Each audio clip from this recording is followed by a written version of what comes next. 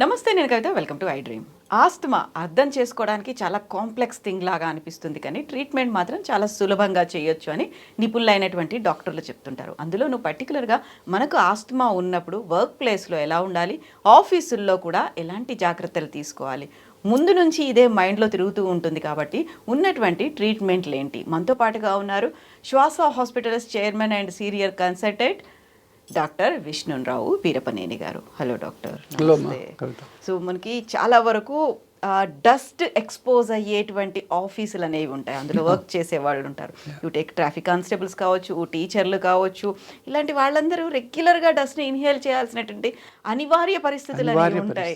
So అలాంటి condition, ఒక office, indoor office కావచ్చు, అవుట్డోర్లో ఉండేటువంటి వర్క్ ఎన్విరాన్మెంట్ కావచ్చు, ఏం జాగ్రత్తలు తీసుకోవాలి అసలు? అంతేనమ్మా. ఇప్పుడు మీరు అన్నారు టీచర్స్ అని, బ్లాక్ బోర్డ్ మీద రాస్తూ ఉంటారు. కొంతమంది ఈ బ్లాక్ బోర్డ్ ఇప్పుడంటే మంచి వచ్చాయి అనుకోండి, ఒకప్పుడు ఆ చాక్ పీస్ రాసి కొన్ని సంవత్సరాల పాటు వాళ్ళు పాపం అది తుడుద్దామంటే భయపడేటటువంటి పరిస్థితులు ఉండేవి. చాలామందికి అలర్జీ, ఆస్మా అటాక్ అయింది దానివల్ల, పీల్చి. సో ఆ చాక్ పౌడర్ వల్ల లోపల ఐఎల్డి అంటే ఇంకా తీవ్రమైనటువంటి లంగ్ జబ్బులు కూడా వస్తాయి చాలామంది. అంటే కొన్ని సంవత్సరాల పాటు ముఖ్యంగా మ్యాథ్స్, ఫిజిక్స్ ఎక్కువ చాక్ యూజ్ చేసేటటువంటివి కూడా ఉంటాయి కదా. తెలుగు, ఇంగ్లీష్, సోషల్ కదా, వాళ్ళు ఎక్కువ వేయాలి కాదు. ఎంత ఎక్కువ అయితే డైరెక్ట్లీ ప్రపోర్షనల్ లంగ్ డ్యామేజ్ కూడా అవుతుంది. అదొకటి ఉంటుంది. బట్ వాళ్ళకి మాస్క్ పెట్టుకోవటం, సరి అయినటువంటి ట్రీట్మెంట్ చెప్పాను కదా, ఎలర్జీకి కానీ ఆస్మాకి కానీ ట్రీట్మెంట్ కరెక్ట్గా తీసుకుంటే వాళ్ళు ఆ ప్రాబ్లం నుంచి బయటపడతారు. ఇంకోటి వర్క్ ప్లేస్ అంటే పూజారులు ఉంటారు, వాళ్ళ బాధలు అయితే వర్ణనాతీతం. సో మనం అంటే కాసేపు పోతాం, దండం పెట్టుకుంటాం, బయటకు వచ్చేస్తాం. వాళ్ళు చాలా గంటలు అక్కడే ఉండాలి కదా. పైగా ఏంటంటే అందులో అన్ని రకాలైనటువంటి సువాసనలు, పొగలు, అవి ఇవి అన్నీ వస్తుంటాయి కదా. సో అవన్నీ కూడా వాళ్ళకి, ఎవరికైతే ముఖ్యంగా ఆస్తమా ఉంటుందో, అలర్జీ ఉంటుందో, వాళ్ళకు ప్రాణ సంకటంగా ఉంటుంది. ఈ యజ్ఞాలు చేసేటప్పుడు, యాగాలు చేసేటప్పుడు చేయలేకపోతున్నా సార్, నేను చేయకపోతే మాకు తప్పదు, నా వృత్తే అది. ఒకటి చేస్తే నేను 10 రోజులు పడుకోవాల్సి వస్తుంది. సో అట్లాంటి వాళ్ళకి సరే మనం జాగ్రత్తలు చెప్పాలి. నేనేం చెప్తానంటే, ఏ వాల్న పోతుందో చూసుకోండి, దానికి వ్యతిరేకంగా ఉండండి. కనీసం మీరు కూర్చోండి, కొంచెం సేఫ్ సైడ్ ఉంటుంది.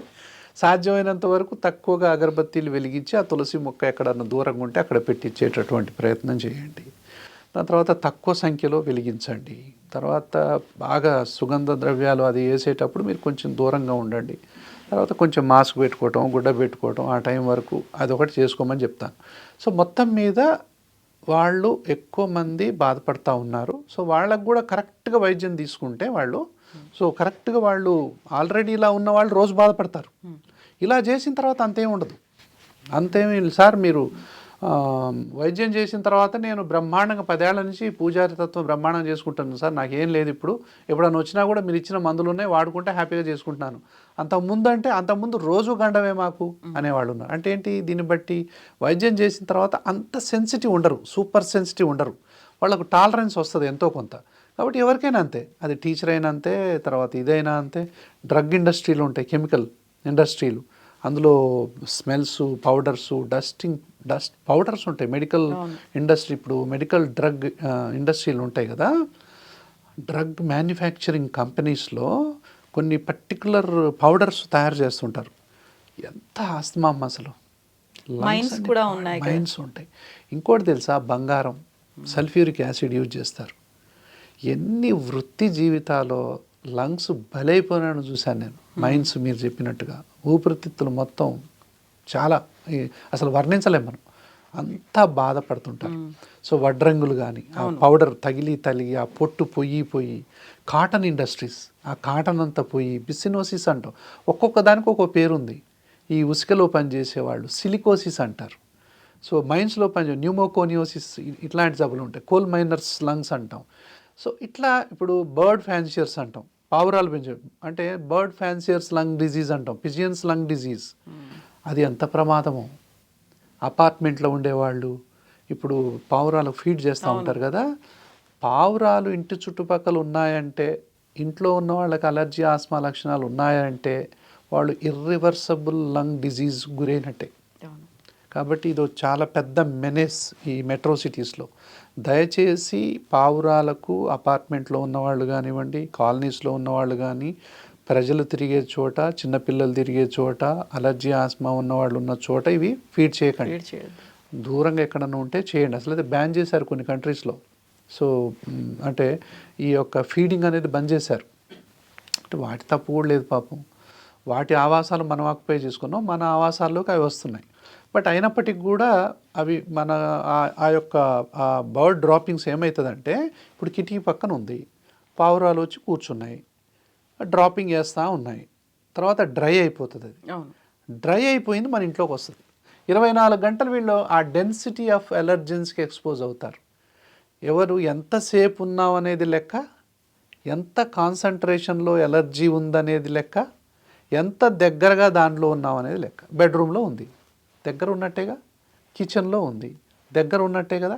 ఇట్లాంటి వాళ్ళకి ఇర్రివర్సిబుల్ లంగ్ డిజీజ్, ఐఎల్డి అంటాం, ఇంటర్స్టీషియల్ లంగ్ డిజీజ్ వచ్చేటటువంటి అవకాశాలు ఉన్నాయి. కాబట్టి ఇట్లా స్పెషల్ అంటే వర్క్ ప్లేసుల్లో ఎంతోమందికి, ఇప్పుడు కోళ్ళ పరిశ్రమ ఉంది, అందులో ఉన్న వాళ్ళకి ఎంత ఆస్మా ఉంటుందో పాపం. ఆ దానివల్ల బయాలజికల్ డస్ట్ అది. సో ఇట్లా ఫ్లెక్సీ ఇండస్ట్రీలు ఆ స్మెల్కు ఇది వచ్చే ఉంది. సినీ ఇండస్ట్రీ ఉంది, ట్రాఫిక్ కానిస్టేబుల్స్ ఉన్నారు, ఎంత బాధపడతారమ్మా వాళ్ళకి. సో వాళ్ళకి మాస్కులు పెట్టుకోవాల్సినటువంటి అవసరం ఉంది. అలర్జీ ఆస్మా ఉంటే కనుక ట్రీట్మెంట్ తీసుకోవాలి. ఎన్ని మాస్కులు పెట్టుకున్నా ఆగదు. ఫస్ట్ ఎవరికైనా సరే తుమ్ములు ఉన్నాయి, జలుబు ఉంది, దగ్గుంది, తెమడుంది, మెట్లికి తాయాసం, ఏ పని చేసినా అలసిపోతున్నాం, దగ్గి తెమడొస్తుంది, నైట్ నిద్ర లేదు, కొంచెం 5 కేజీల బరువు చేసినా ఆయాసపడుతున్నాం అంటే వాళ్ళ లంగ్స్ ఇట్లా ఉన్నట్టే లెక్క. లోపల వాళ్ళకు సైనస్ ఉంటుంది, బ్రాంకైటిస్ ఉంటుంది, తెమడొస్తూ ఉంటుంది, కళ్ళ దురదలు ఉంటాయి. ఇవన్నీ ఉన్న వాళ్ళకు ఒట్టి మాస్క్ పెట్టుకుంటే లాభం లేదు. కంప్లీట్ ట్రీట్మెంట్ తీసుకోవాలా. ఎప్పుడైతే కంప్లీట్ ట్రీట్మెంట్ తీసుకొని ఇలా అయిపోతారో వాళ్ళ డ్యూటీ హ్యాపీగా చేయొచ్చు. Maintenance is very easy. అలాంటి వాళ్ళకు ఈ యాన్యువల్ వ్యాక్సినేషన్ తీసుకోవాలి.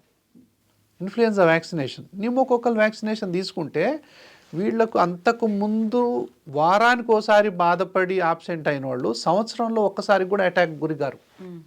అంత మంచి వైద్యం అందుబాటులో ఉంది. అది ట్రాఫిక్ కానిస్టేబుల్స్ కావచ్చు, జిహెచ్ఎంసి వర్కర్స్ కావచ్చు, దాని తర్వాత ఇప్పుడు సినీ ఇండస్ట్రీ ఉంది.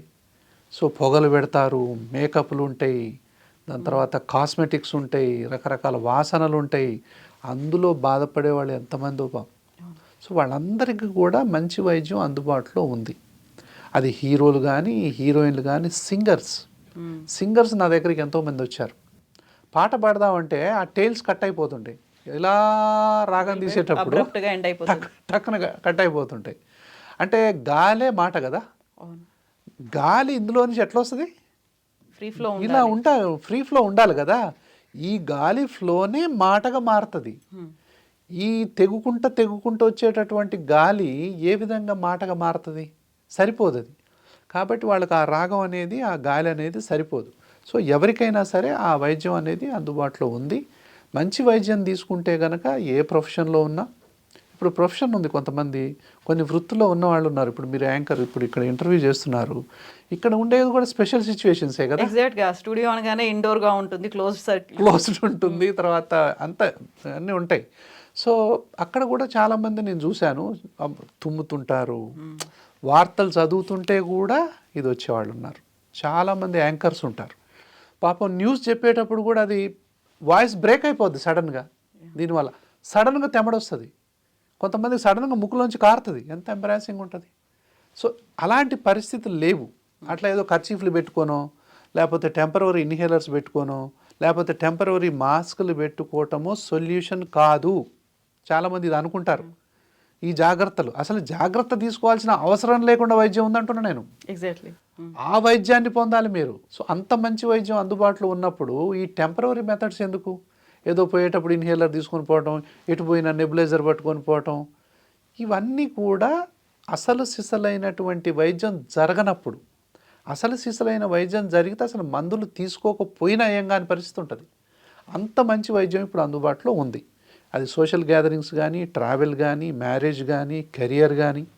ఇంటర్వ్యూలు పోయేటప్పుడు ఇంటర్వ్యూలు చేయలేకపోతారు, తుమ్ముతుంటారు, దగ్గుతుంటారు, ఇంటర్వ్యూ ఏం చేస్తారు ఇంకా. సో కెరియర్లో కూడా ఎవరికి ఏ ప్రాబ్లమ్స్ ఉండాల్సిన అవసరం లేదు. మంచి మందులు ఉన్నాయి, టైంలో రండి, టైంకి వైద్యం తీసుకోండి, హ్యాపీ లైఫ్ గడపండి, అంతే. Yes doctor, thank you so much doctor, thank you. And for more videos, Please subscribe to iDream. Please subscribe to iDream. Please subscribe iDream. And please subscribe to iDream.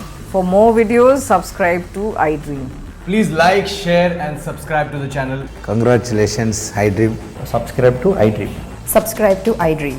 So subscribe to iDream Media. iDream ki iDream team andarki huge congratulations. Please subscribe iDream Media. Please subscribe to iDream. Subscribe iDream. Please subscribe to iDream. iDream అంటే నా కళల channel subscribe చేసుకున్న నోరు తిరుగుతలేదు, మీరైతే గంట గుర్తు కొట్టండి. For more such videos, please subscribe to iDream.